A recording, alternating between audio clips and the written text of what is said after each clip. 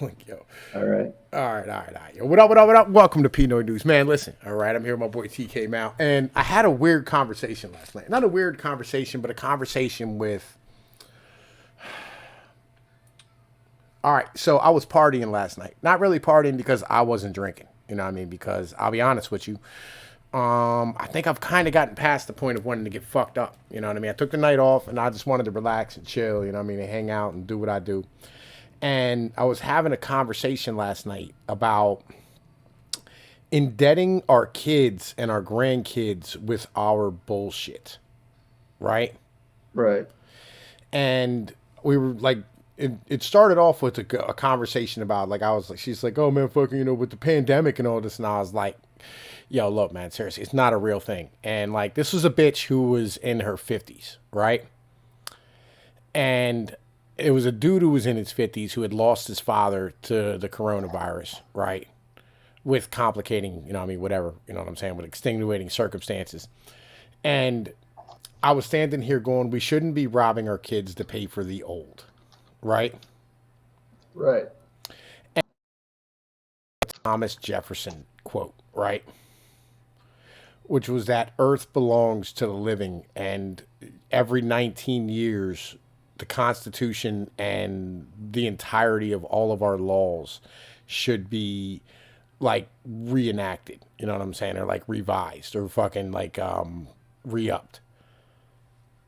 Yeah, because if you don't do that, then you're going to end up saddling the next generation with just bullshit the previous generation came up with, which, it might have been a good idea then because everybody was on the same page, everybody knew why we were doing X, Y, and Z. But then the new people come in and they're just told you have to follow these rules without having to even be asked what's going on or even consider why it might be a good idea. It's just this is the rules right now and you have to deal with it. It's really fucked up, but like the problem there is that if we do that, then we have to have some sort of limiting principle on how far back we go, right?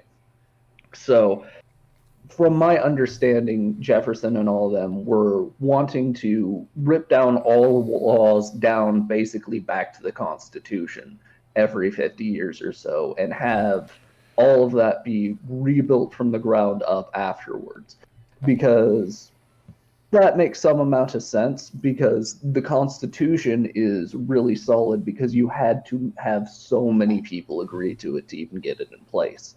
Whereas now, as you can see with the way that one party has been jamming through legislation, alternating either side on this for the last, as long as I've been alive. I don't know how long that's been a thing, to be honest, but at the very least, the last 20 years or so, legislation has been jammed through reconciliation, which makes it a lot easier to just pass stuff that really shouldn't be passed.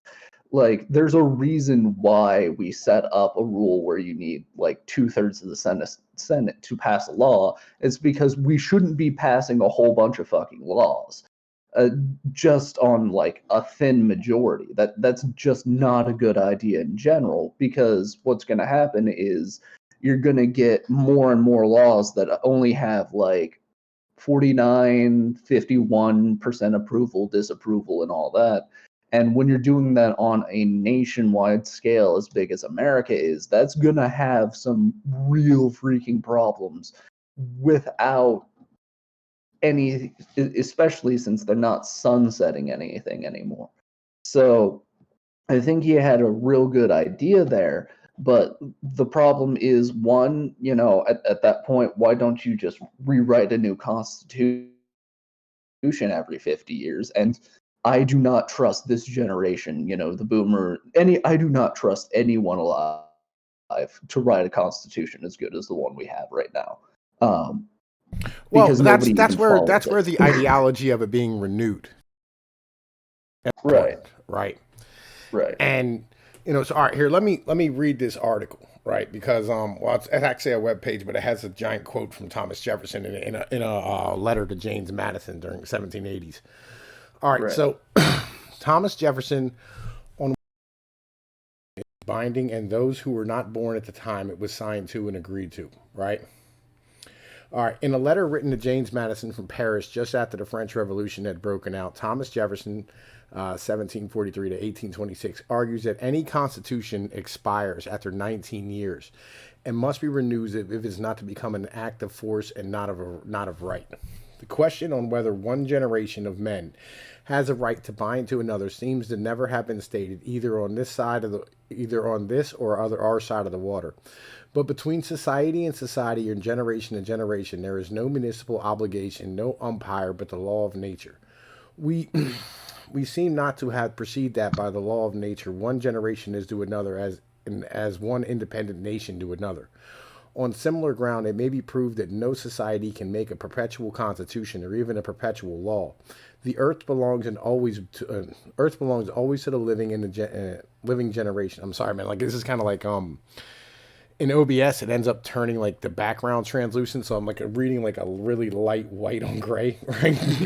But it's coming up black on OBS, so it's cool. It's like black with a fucking thing. It's a cool looking effect. But anyway, all right. On similar ground, it may be proved that no society can make a perpetual. All right, yeah, all right. Every constitution that in every law naturally expires at the end of 19 years, or it be enforced longer, it is an right? The year the Constitution was ratified was also the year that the French Revolution broke out, and Thomas Jefferson was there to witness it. With this letter to James Madison, Jefferson asked whether or not one generation of men has a right to bind another, either in the form of financial debt or political obligation, to obey a constitution of laws not contracted by that individual. He comes to a surprising conclusion that any constitution, the American included, has to lapse roughly after every generation, actually based on his calculation every 19 years, since it was first signed and ratified, and thus the American Constitution should lapse and become null and void in 1808. Jefferson believed that in the principle that the earth belongs to the living and not to the dead, which meant that a previous generation could not bind this current generation to pay their debts or require them to work in their father's occupations, or accept the laws and constitution drawn up by the ancestors in his mind.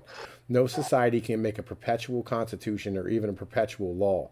The only umpire between the generation was the law of nature. So that's beautiful. It really is. Yo, like I've been saying this for years, like since I was a kid. Like, what right do every time like you go, oh man, like you broke this law or whatever it is. Like I never agreed to any of this shit. Right, and that's if you actually read Hans Hermann Hoppe or listen to him. I've sent you the audiobook a couple times. Sorry, I read Starship Troopers for you. All right. Thank you. Like, yo, I literally went and read a book just for you, my brother, legitimately, right? Like, yo, and by the way, may I say, like, that was a hard listen as far as just, it was so cringy. Like, yo, just so goddamn cringy. Like, because the person reading it, how do I put this, man? Like, the person reading it was like a yuppie white kid, and like, you know, and with the terminology used, like when he started breaking down like points that you were making about spankings and things of this nature, like it really sounded strange coming out of their motherfucking mouth as a whole, right? Like, legitimately, right?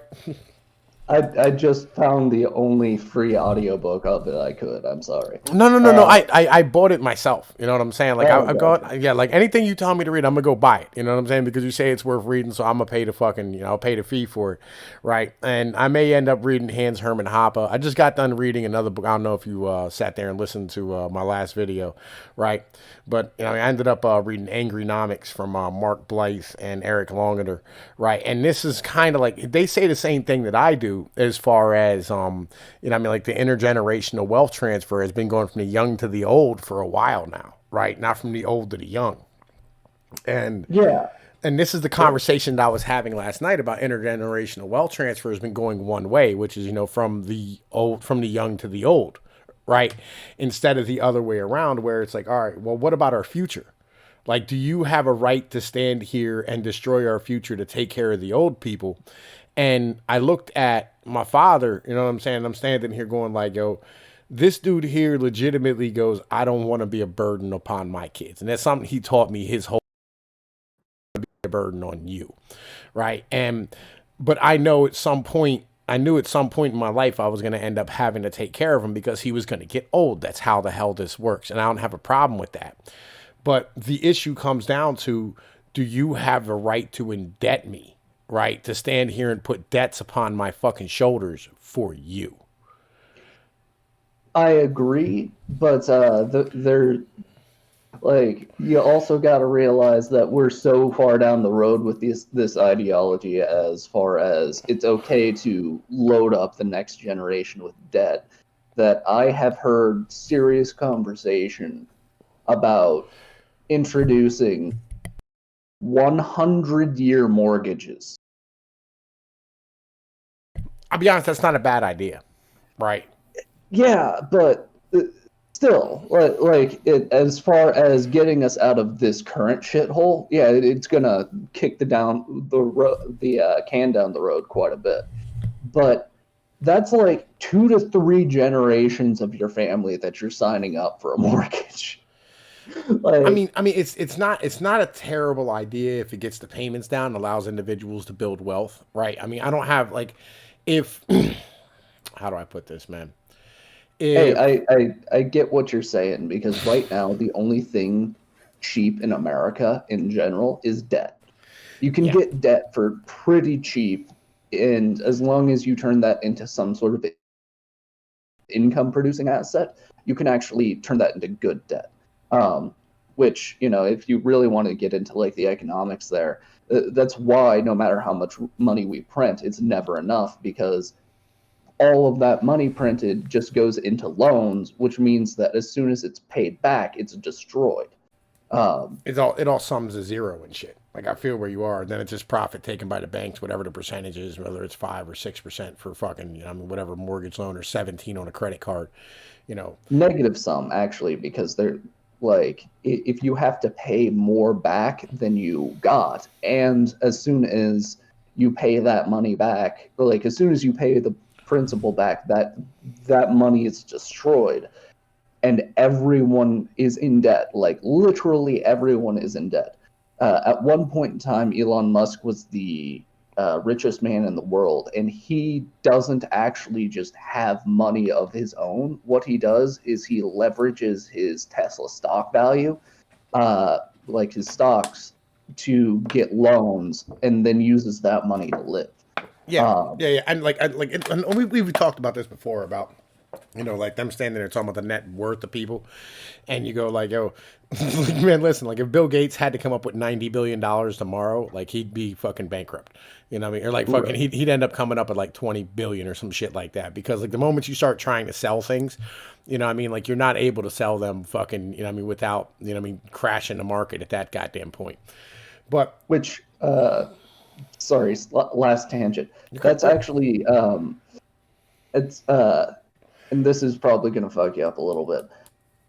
That's actually why now, with Bitcoin having the market cap value that it does, that I've heard some people say that Bitcoin now has a too big to fail component to it, because if that much liquidity, that much in assets just disappeared from the market, then that would just basically bring this whole house of cards crashing down at this point. I was thinking about that yesterday when I was buying some Bitcoin.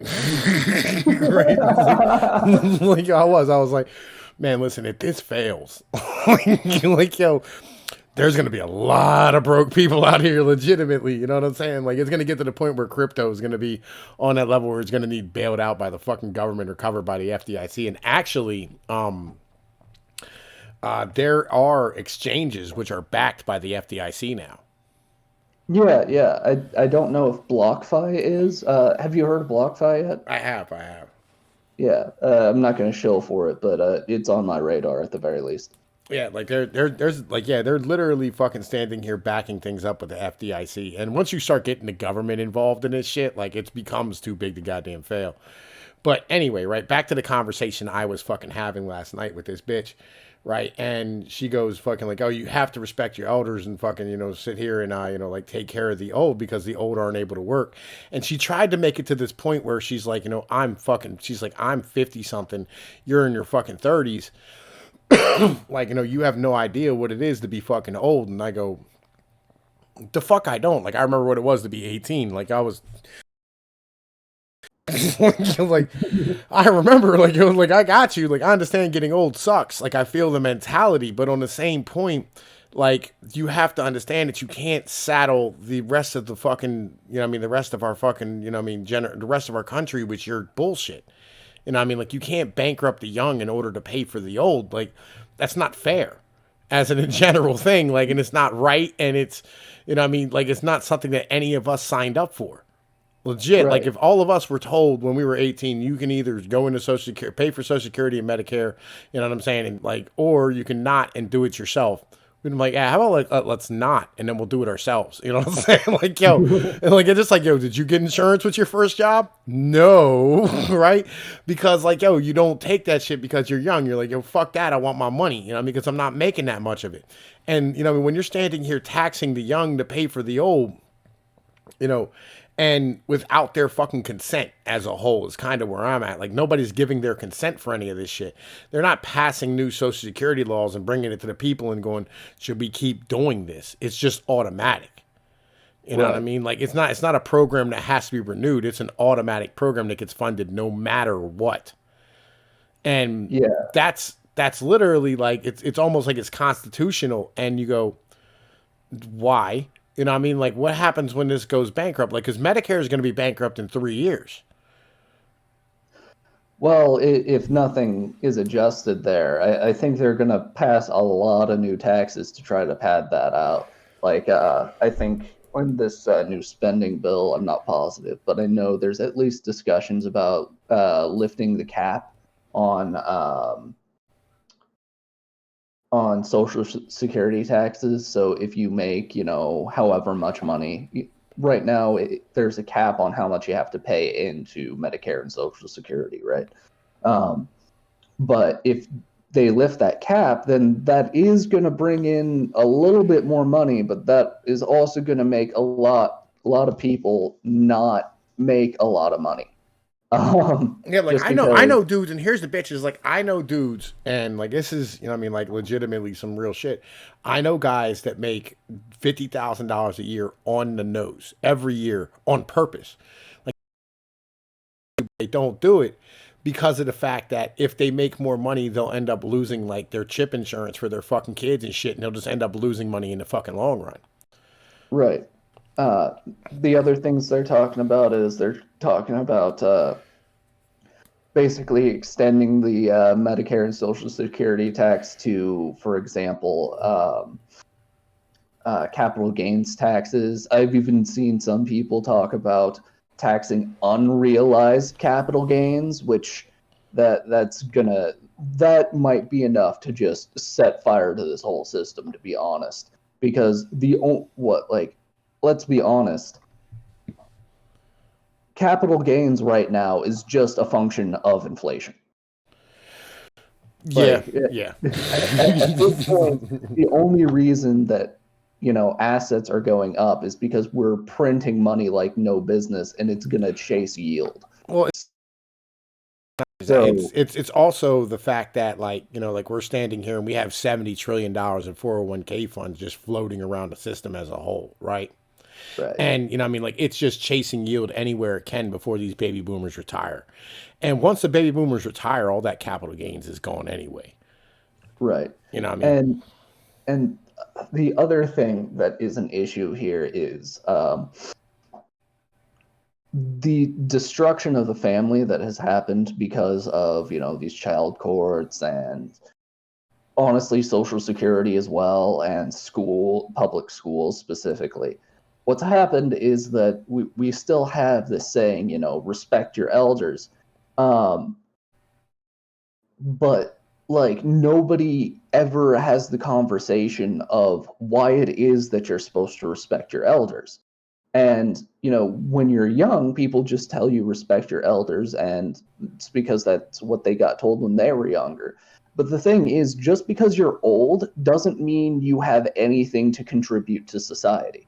Like an old cat lady who has been working at the DMV her whole life. She has done nothing useful her whole life. She has no useful experiences. All she's done is consume at the cost of others and, made other people's lives miserable.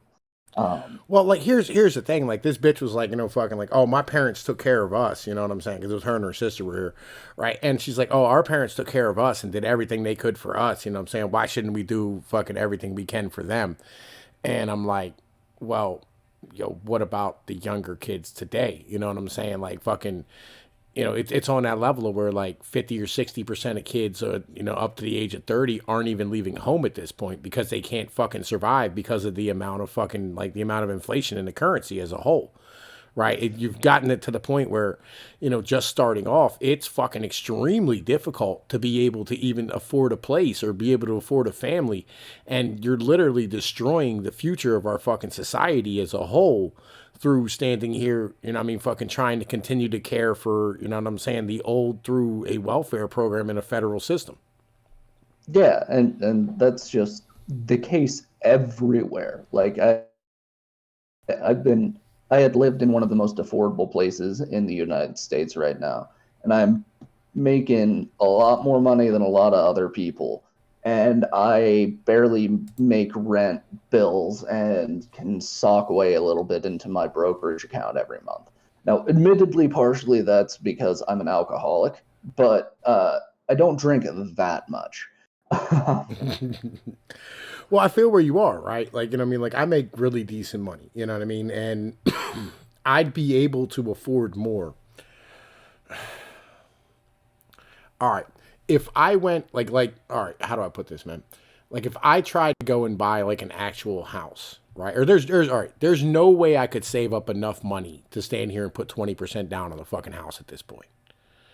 Right? Right. It's just not physically possible. Right? It's like, Yeah, it's just not. Like there's no way. There's no way in fucking God's green earth that I could ever stack away.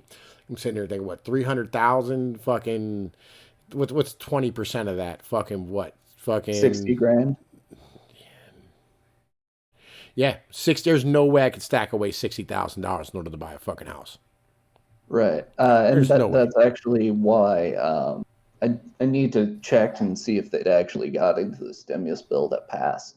But there was a part of the stimulus bill that added, again, I don't know if it actually passed or not, added like 15 grand for a down payment on a house for new home buyers. So I don't know whether or not that helped you specifically, but that's definitely something that everybody who wants to get into real estate probably ought to keep an eye on, because I don't think housing prices are going to be allowed to go down, because all those mortgage-backed sausages are going to be on, the government's balance sheet as assets, and that's going to be dumb.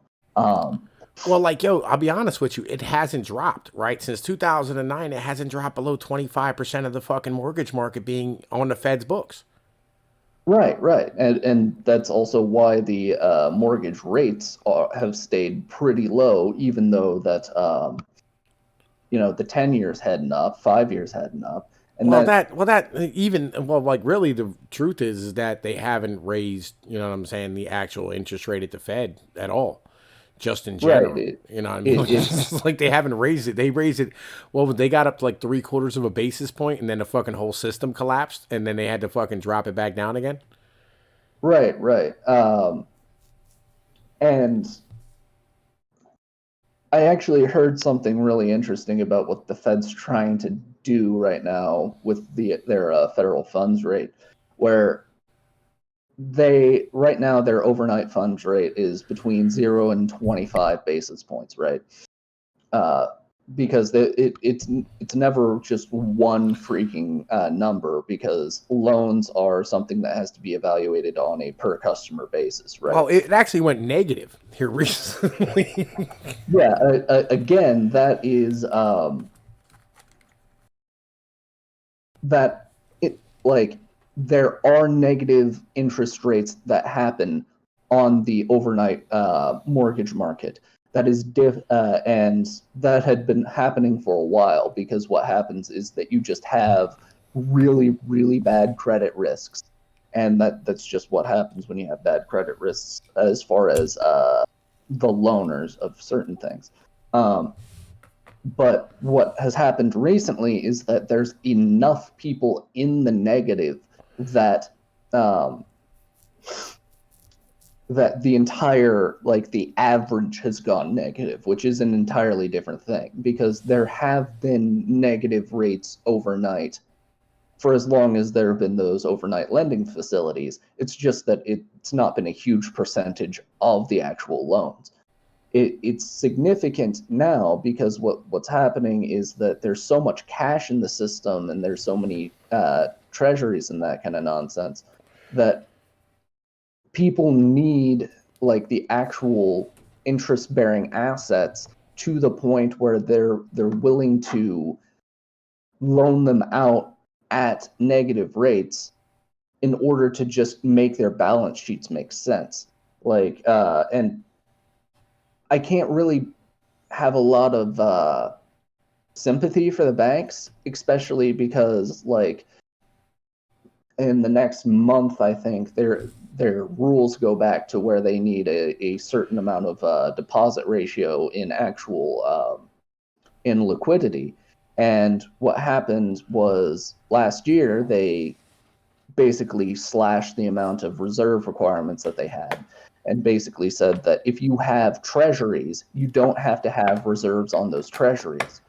And so what they did was they just started socking away all of their spare cash into treasuries, because they don't really have any sort of reserve requirements. But that's also considered cash on certain balance sheets. And so they've just been making interest, a very low rate of interest, admittedly. But when you got like a couple million, a couple $1 billion in a bank, all making, 0.0 whatever percent annually, that actually adds up over a year. And because of that, banks have been, this last year, posting record profits, because they wrote off a whole bunch of loans. But it turns out that the stimmies and all that type of nonsense ended up making those loans not go bad. Well, It's an they stood entirely here. Well, fucked they stood here and said that, situation. like, they could, like, if somebody has an attachment on you for your wages, what I'm saying, for your debts, like, they could take that shit out. Right. Right. They could garnish they could garnish your stimulus for that. That was the back door on that. That's how the hell they pay that shit off. And the reason why they, like, and this is the thing, and, like, all right, so a lot of people don't understand, like, they bitch about the banks, and, they bitch about the market, and they bitch about this, they bitch about that. But the truth of the matter is there's reasons behind all these things, right? It's not so much like, oh, they're just doing it for the banks, or they're just giving the banks money or whatever. Well, the truth is that, like, the banks are holding everybody's fucking retirement. You know what I'm saying? The banks are standing here holding up all these fucking financial assets. When they buy those treasuries, it allows them to be able to do stimulus. It allows them to be able to do healthcare. It allows them to be able to do, all the things that, excuse me, they want, the government needs them to do, and the government can't do themselves because it's not politically viable for them to do so, right? Right. And that's important to understand, that, like, there is reasoning behind this. You know what I'm saying? Like, we talked about this last time we did a fucking show and shit. And I think it's important that, we recognize that fact, because it's something that individuals don't really discuss as the reasons why. They just assume that everybody's evil, and they go, oh man, Bill Gates is trying to kill everybody with the vaccines and all this fucking nonsense. It's like, nah, man, Bill Gates is over here, trying to, like, fucking, cure malaria and shit, because Bill Gates does not want to do charity in America due to the legal liabilities. Right. And which it yeah. Like, the could you thing, imagine trying to do charity in America? Like every yeah, time like something bad happened, it would cost you $1 million on some bullshit because you have the pockets, and the fucking courts will hit you because they go, "Oh, he's a rich man," you know what I mean? Whatever it is, like, and it happens all the fucking time. right, and I'm not the biggest fan of Bill Gates. You know that. Yeah. Mostly because he's making farmland unaffordable to the regular person, but that's kind of been the case for a while. But he's making it more so. Um, that and I don't really trust a lot of these super hyper accelerated health nonsense, but that's a personal vendetta. I think that if you're gonna put something in your body, you should have a real good idea of what's gonna Well, go you know, on first. it's an ideological argument in the end of the day. You know what I mean? It's all right. So there's a difference between me standing here going, well, I trust this, I don't trust this. You know what I'm saying? Like, Right. but on the difference between, me standing here, having a different ideology than somebody else, and me standing here having, a real problem with what somebody's doing as a whole, right? Like there's a difference. Like, if me and you both want the same thing, but we have different ways of getting there. That's just an ideological difference. And I don't have any, like, I don't fucking hate you for it. Bill Right. Gates wants a better world. I want a better world. We both just have different ideologies on how we get there. And that's fine. It's not that I'm going to hate you between the two of us. You know what I'm saying? It's just we have two separate ideologies about what the fuck I think is a better world and what you think is a better world. You know what I mean? And that's just, us having that conversation. I feel like if we could sit down with Bill Gates and I go, dude, I just want to be left alone. And Bill Gates would go, yeah, I respect that. So do I. You know what I mean? And we could have that, we could start from that basic premise. You know what I mean? And, like, have a conversation and get to that level of where we want to be. You know what I mean? Like, I understand, like, you're buying all this farmland because, you want to stand here and, make the world a better place through, fucking more vegetarian meals or fucking through, vegan fucking diets or whatever.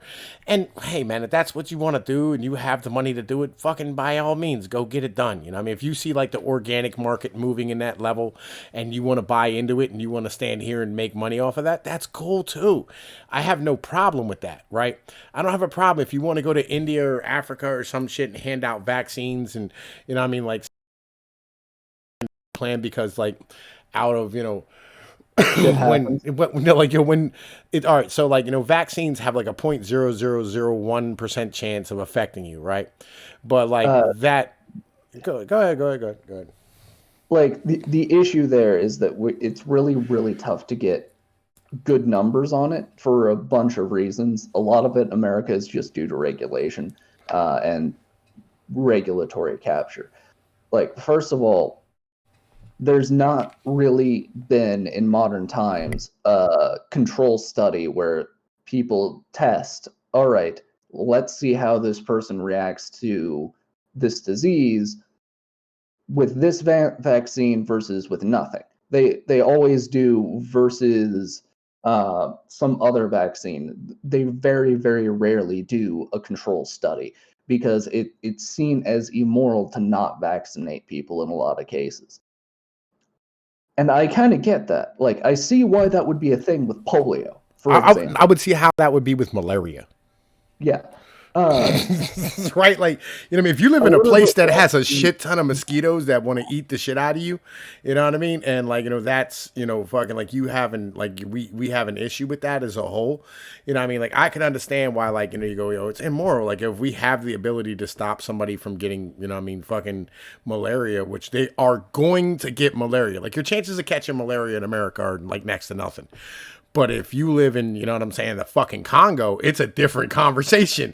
Like your chances Yeah. of catching malaria are 100%. You know what I mean? So like, if you have a malaria vaccine and you can hand out that malaria vaccine and eradicate, what I mean, massive amounts of suffering and problems and poverty in those nations, maybe having them fucking become like a better society as a whole because they're not spending massive amounts of their fucking GDP on, fucking fighting malaria, and you're doing it all out of charity. Like, yo, by all means, get it done. I have no issue with that whatsoever. But, like, I don't even really think there's a but to that statement at all. Like, I know, there like, is a I problem. know that, like, I I, know that there's going to be some problems with vaccines, right? Just right. like, like, I'm allergic to penicillin, right? Like, I'm one of the few people on this planet who's allergic to penicillin. And, you can't stand here and, like go, oh man, nobody gets penicillin because I'm allergic. You know what I'm Right. saying? Like, fucking, that would be dumb. It's like, there's gonna be people who are going to have, what I'm saying, like adverse reactions to vaccines. And it's a fucking small percentage of people who are gonna have that happen to. But when you're talking about billions of people, those numbers are in like the thousands, right? Right. But it's billions of fucking people that you already did save. That's the fucking problem that I have with a lot of individuals who fucking whine about this shit. I get you. I honestly think the issue is more of something that you've talked about in respect to other problems.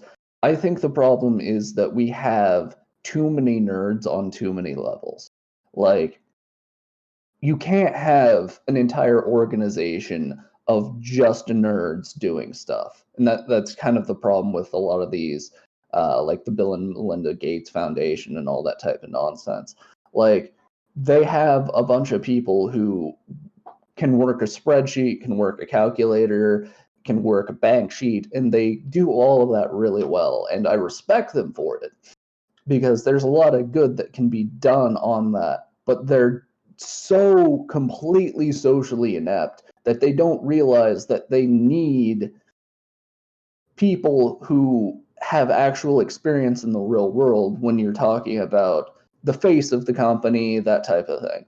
And they're just not really good at putting people, not necessarily who have soft skills, but like, just as an example here, if you had uh, and it's also an issue of, you know, you need a credential to do anything these days, and that means that everything ends up being academized. It turns into this like by the book bullshit when that's not how life works. There's not always a formula that you can, throw up here and say, okay, I, like you were saying, we have some percentage reaction here that's completely that's something we can deal with. You need somebody who's got a good amount of intuition, who's actually smart on their feet but not necessarily good at following rules, to say, all right, I just saw like 3 kids kill over from this batch, I'm not going to hand any more of this out. Well, no. Here's what you need. You need a guy like me to go, look, and go in front of the public and literally break it down on that level. Like, go, look, all right, you're talking about millions of people who are getting this vaccine, and thousands, and a couple thousand of them had adverse reactions. But there's still millions of people who got saved from malaria, right? And you need somebody to go in front of the media and go, like, sometimes that shit's gonna happen. Like, it's like penicillin, and you got to go through these type of conversations and have these type of talks, and go, look, you know what I'm saying? It's not so much that the vaccines were bad or anything of this nature. It's just some people are going to have adverse reactions to things. That's just how shit works. People have adverse reactions to fucking broccoli, or fucking shellfish, or Peanuts. peanuts, whatever, right? And that's a whole different problem. I just like the whole conversation about vaccines in our country as a whole. Like, nobody wants to have the conversation that should be having kids after 40, or maybe you shouldn't be drinking while you're pregnant. You know what I'm saying? Like, maybe, just maybe, you know what I'm saying? Like, females' decisions need to have a little bit more fucking scrupulous behind them. You know what I mean? Like, maybe we need to stand here and have a conversation about how things are fucking actually operating, and not just going, it's the vaccines. I'm like, yo, man, look, at 40 years old back in the day, there was no way you were having a fucking kid. Right. Now they've got IVF and all sorts of nonsense to make unnatural babies. Right. Um, And now you have all these kids with fucking autism, and you go, why are these kids having autism? Well, maybe because like the eggs are old as shit that you're fucking inseminating. Maybe it's not a good idea to like fucking, continue to try to get pregnant. Maybe you should have kids earlier. And I get the fact that like, it's very hard in this society because of the fact that we get back to our original conversation about us indebting future generations with our bullshit. I'm not cool with it. in general. I don't think we should fucking stand here and have deficit fucking spending at all. Right. And I don't think we should have anything that, you know what I mean? Like we sit here and, pay for long term. Like short of like roads and bridges, I don't think the government should do much else in our society other than, fucking have a good military and a good navy because of the fact that we're surrounded by fucking water. But that's all we should do. Navy and Air Force, but yeah. Yeah, Air Force. Well, I feel where you are, right? But on the same point, you know what I mean? Like, I just like we should that should be part of the military, right? Like we should have we shouldn't be spending all this goddamn money, right, to go and protect the world's fucking, trade when literally in our society right now we have people who are hurting because of the fact that you're taking too much taxes out of their goddamn check. When you're taking somebody from $100,000 a year down to $60,000 a year because they fucking grinded it out and you're standing here going, well, fucking we need more of your fucking paycheck to pay for our fucking bullshit. That's wrong. And then on top of that, devaluing their fucking dollar to the point where they can't afford fucking housing or a fucking vehicle. You know what I mean? 60 grand, that is a vehicle now. That is a decent truck. Yo, look, legit. I just bought a car yesterday, right? Just bought a car because my girl's pregnant, you know what I'm saying? And she's doing May. So I was like, all right, I'm going to get her a good car that she can take my kid around and be safe in. I'm paying $30,000 for a 2015 fucking vehicle. Ooh. Yeah, that sounds about right. And the problem there too is that the government-backed auto loans, I had to talk my dad down a couple months ago from buying just a stupidly expensive car, a $120,000 car, because they're going to retire soon and they just wanted to have a nice car to just kind of putt around the town in. And he's like, I don't see why I shouldn't just buy this stupidly expensive car if I got 60 month 0% loan for it. I'm like, do the math on the payment. Can you actually afford that payment?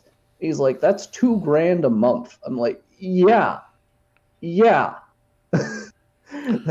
paying a typical salary for a lot of people just on a car. And admittedly, nobody really needs a $120,000 car.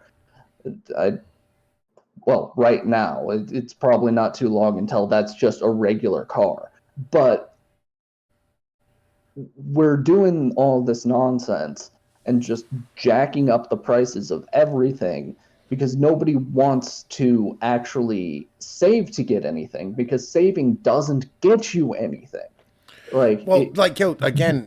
Fucking government spending, government deficit spending, tax on savings. In the end of the day, and that's kind of half the issue. If you save up $5,000 for a vehicle, by the time you're done saving that $5,000, the vehicle is gonna be worth 6 or 7, right? And this is the thing is me and my girl, we had $5,000, right? I have $5,000, I have that right now, but the problem is that I'm looking around at $5,000 vehicles, and there's nothing you can buy. The fuck, I go over and I look at this vehicle. It's fucking $5,000 on the fucking lot, right? And I'm looking at it was what was it? It was fucking trying to think here. It was a Chevy Trailblazer. I think it was a GMC though, right? And I'm looking at this vehicle and I took it out for a test drive. And this thing just rattling and bucking and fucking being a piece of shit. The gaskets are falling off the doors, right? And because I live in Pennsylvania, so it fucking snows here every fucking year, right? And on top of it fucking snowing, it fucking rains all goddamn summer long and shit. And, we're always going camping or fucking getting off-road, whatever. And so I need an SUV. I can't have a car. A fucking car is just not going to work for me. Right. So I'm standing I need an SUV, and, I got 5 kids, so I got to have fucking something, place to put them. And, I was going to go with third row seating. All right, I'll just deal with, the 5 seats, whatever. And I'll fucking deal with whatever I have to deal with at that point. And I'm standing here and everything I'm fucking finding has it's either a ridiculous amount of miles, like 250,000 miles, or it's basically broken. And I'm like, yo, I might as well like go, because the car is actually 20 grand, but I'm paying 30 for, you know what I mean, the interest on the payments and shit, which isn't bad. You know what I mean? Like legitimately. And it only has 60,000 miles on it. And you know what I'm saying? It's a fucking SUV and it's nice and it's all wheel drive. It's a four banger, right? With a fucking turbo on it. So like fucking it fucking goes and does what it's supposed to do. It gets good gas mileage and shit. But like legitimately, like fucking that was the only route that I really had. Right. Where you have to spend an average person's salary on a car. Yeah. Yeah. You know what I mean? And like, could you, like, I'm standing here and I'm looking at houses and shit. You know what I mean? I'm trying to rent and everybody's like going $1,200, $1,300 a month. And I want a fucking credit score of 700 to get the fuck in. Oof. Right? And so I'm standing here and I'm like, man, listen, like, you know, number one, 1,200 is a ridiculous amount of money a month for fucking rent. Like, what happens if I lose my job? You know what I mean? Like, yo, like I can't make that at McDonald's. You know what I'm saying? Like, if I have to go back to the bottom again and make $14 an hour, like I'm gonna starve to death. Like that just is what it is, right? Right. And you know what I mean? Like I'm not gonna fucking indebt myself on that fucking level. With the cars, like I can just turn the car back in. Nothing major. I still have other vehicles. You know what I mean? I got like this will be my third vehicle because I have one that I gave to my dad that worst come to worst I could take back. I have my truck, which is almost paid off, and then I have fucking you know what I mean this new one which is a fucking 72-month fucking goddamn payment, right? Yeah. At $400 a month, right? And I mean, and I'm standing here and I'm going like, man, listen, like I'm not like you, like I'm not go, all right, man, like maybe I'm just gonna like have to go, shit, you know what I mean? And like, like I can get into a new trailer for 52,000 at this point, but it's still on that level where like, all right, I still got to come up with 10 fucking grand to put down on it, you know what I mean? And have a credit score of 620, which I'm smooth on that, you know what I mean? But like, Jesus fucking Christ, they're making it damn near impossible to fucking live as a fucking, you know, a normal human being in a society. And it's all because, like, we get back to this Jefferson conversation about them indebting our future generations with their bullshit. Right. I think it's wrong. And this is the reason why it's wrong. You're not wrong. And it is, to be honest, it is an atrocity. I think at some point in time after all of this nonsense, like the bottom falls out, I think future generations are going to look back at this point in time, and I think they're just going to be disgusted by it. I am pretty sure that at some point in the future, they're going to look at the way we run shit right now, and they're going to be more disgusted by it than slavery, because slave masters at least had obligations to their slaves. Like, they had reasons to not just kill their slaves. Tax cattle, they don't give a shit. Like, and, you know, I'm probably going to get some flack for that particular Nah, you're fine. You're fine. Nobody gives me flack on my channel. And you know how this works. Like, legitimately. Yeah. Like, yo, and by the way, we're picking up subs that are like important at this point. You know what I mean? Like, we legitimately now have like actual news broadcasters watching our fucking show. Nice. You know what I mean? Like, yo, so it's like, yo, we don't have the reach to do it, but we're reaching the motherfuckers who have the reach to do it. You know what I mean? At this point, and that's important, legitimately. You know what I mean? Like, yo, I know, like, it seems like we're going like a goddamn channel and shit, but I'll be honest with you. I think this is, you know, what I mean, this is highly important. Like, legitimately. And I'm gonna read that Hans Herbert Hopper this week when I'm on the road. You know what I mean? I'm gonna fucking grab that book and shit. You should most definitely read that Angrynomics thing, right? Or if, like, I'll be honest with you, like the really good part of that book I put in there, which is the history, right? Right. Like the history of economics is, you know what I mean, a really important thing for everybody to understand. And I mean, I think that's fucking highly important that we understand why we do what we do. And that's kind of where I'm getting to. Right. The other thing about this settling a debt thing, and this goes back to, like you were saying earlier, where this This level of fuck up does not happen intentionally. Like, nobody sat down and planned that in the year, 2020, we'd be at the point where millennials are living fucking 20 people to a 2-bedroom apartment just to get by, right? Or half of all people who are supposed to be at that age where they're having families are still living with their parents. Nobody sat down with a pencil and paper and decided, this is probably the best idea for this. What happened is that almost everything in life moves in an S curve, which means it doesn't go at all at first. Then in the middle there, it just takes the fuck off. And then towards the end, it tapers off.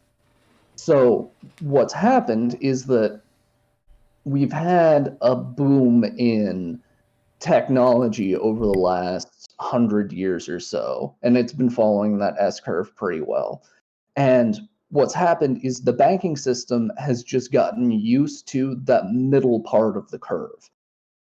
And to be honest, they were needed to handle a lot of the expansion happening in that middle part of the curve. Like when we were having our population take off, when we're having all sorts of stuff happen, you needed a banking system that was built to just keep growing, because otherwise you would not be able to deal with all the things that we now take for granted. You wouldn't have been able to build this type of infrastructure that we have without the banking system set up like it was.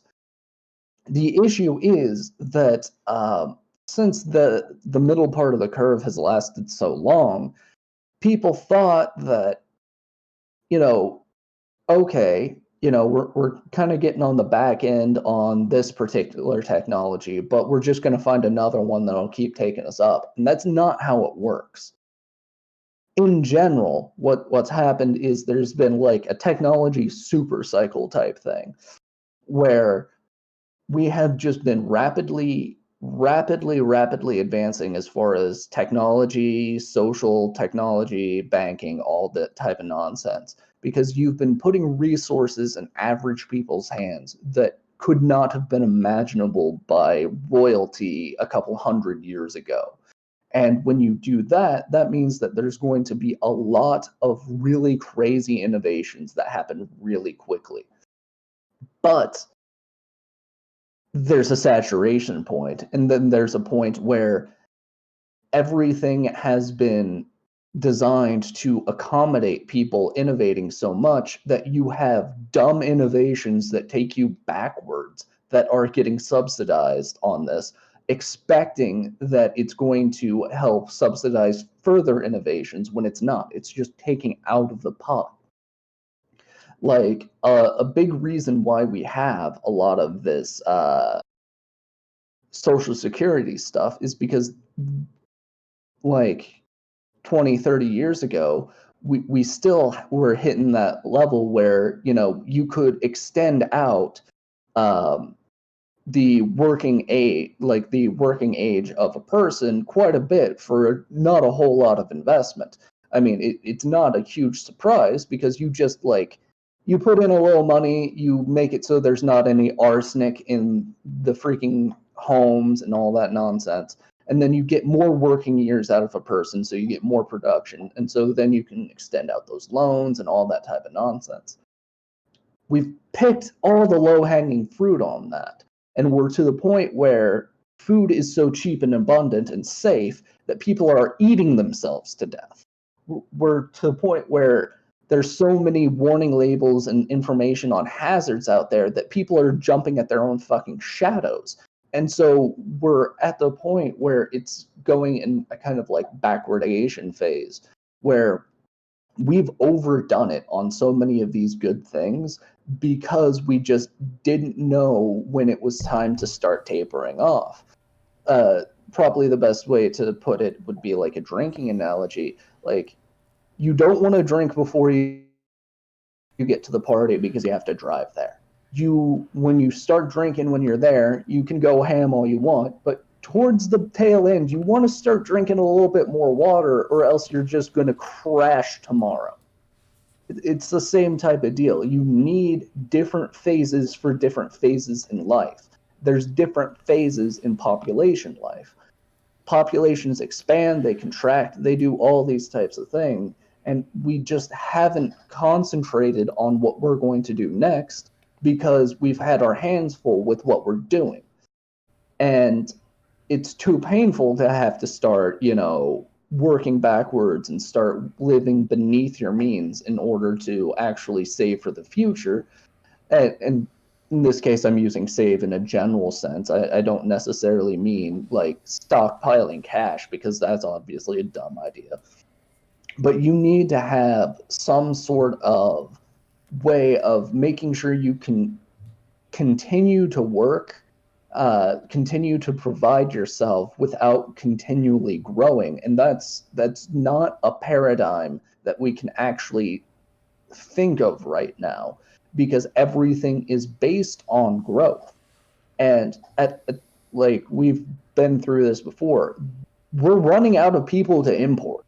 Like we can keep bringing in more people, but like there's diminishing returns on that too, because you bring in more and more low wage workers, and what happens is it pushes everyone else up the value added scale. Just as an example, some redneck who has like 90 IQ, he normally wouldn't go to trade school. He'd just like pick up an apprenticeship at a shop and, do his thing. But because there's, 1,080,000 IQ immigrants coming in every day, not every day actually, but because of that, he has to do that just to be able to get by. And now not only is he dealing with a more high stress job than he's really cut out for, he's also stressed out about finances, trying to get everything going on. And you're just not, like, you're decreasing your productivity because you're over egging it. You're trying to get that last little bit of exponential growth out of this cycle before we have to start actually coping with the hardship of living within our means. And right now that means living well beneath our means. And nobody's ready for that. Well, yeah, that's the conversation that I ended up, in the end of it, I was like, yo, look, to stand here and have an actual conversation about the fact that, the world has hit the peak of, exponential growth. And like fucking these broads went off like fucking, like goddamn alarm clocks and shit. They were like, and I was like, like the world's having less fucking kids. And they're like, that's a good thing. That's a good thing. That's a good thing. And I was like, yo, Jesus fucking Christ. Like, yo, look, but that's not the point. The system is set up off of exponential growth. Right. So if you don't have more people, you're going to end up having more and more fucking individuals stand here, or you're going to end up having, like less ability to pay for all these social programs. She said, well, we wouldn't have less people if we had more immigration. I'll just like, yo, look, Like you do understand the more immigrants you bring in, the lower the wages are going to be. So it's just going to be a lower tax base anyway. And they go, well, there's no proof of that. And I show her the proof. And she goes, well, I can't argue with somebody who's sober after I've had 2 beers. And I'm like, yo, look, man, seriously. All right. Yo, the average age of America is 38. All right. And let me put this like this, right? Because this is important to understand. The average age of a Japanese person is the oldest in the world. Germany's 45, Italy's 45, Greece is 44, Bulgaria's 44, Portugal's 44, right? The youngest countries are Chad, Niger, Afghanistan, Angola, Burkina Faso, Mali, which are like 14, 14, 16, 16, South Sudan, and Uganda, right? And these are not countries that you want to bring people in from. Not generally, yeah. Like, yeah, you don't want to bring these people into your fucking country as a whole. And the other conversation nobody wants to really have is that, like, and it's good that we don't really have it on this channel because we care about us. We care about what that immigration is doing to America. Yeah. Because we're Americans. Yes. But if you want to be globally minded and all that high hoity-toity bullshit, you got to realize that this kind of mass immigration is bad for the countries we're taking them from. Yeah, because you're robbing them of their fucking highest and best and brightest and shit too. Right. What's happening is we're doing brain drain on countries that are already not very well developed. Uh, just the example that I can think of off the top of my head is in the European Union, where you've got a whole bunch of former Eastern Bloc countries in with like Germany and all that kind of nonsense. You have in Romania in specific state-funded education where they will just pay for you to be a doctor if you want to be a doctor. They'll pay for you to be a lawyer if you want to be a lawyer, but they only pay for your first profession or your first degree or whatever. So what happens is a lot of people in Romania get that degree and it's good in the entire EU, so they just move to Germany. So what you have is these little villages, you have these cities where there's no young people because they can't make enough money to get by there. So they just move to Germany, they move to wherever to go work as professionals there, driving down the wages there. But, you know, it's good money for a Romanian. Well, And, we do the they same send money thing. back. We do the same thing here. Do you know where the country? You know what state we have is the oldest population in the United States? Florida? No, Texas. no. It is West Virginia. Oh. Yeah, that makes sense. Right? Because all the young people leave. You know what I'm saying? They end up going to college and then they fucking leave. They don't fucking stay there. Right? You know what I mean? So what happens to West Virginia? Yeah. Yeah. You know what I mean? And like I think like number 2 is like fucking number 2's Florida, you know, because of retirement homes or whatever, right? And then like number 3 is like fucking Vermont and then fucking Michigan and then Right. Maine. Right? Because like the young people get their shit and then they fucking bolt. They get the fuck out of Dodge. They're not interested in being there anymore. Right. And shit, like this even came up in the latest Whistling Diesel video where he's talking about his hometown. He's like, you know, I grew up in this small town in Indiana, and if you're born there and you need a job, you can either work at the Dollar General, the McDonald's, or the Subway. Like, you're not going to be able to do a whole lot there. And so, Yo, you there? Mic check, mic check. Yo, can you hear me?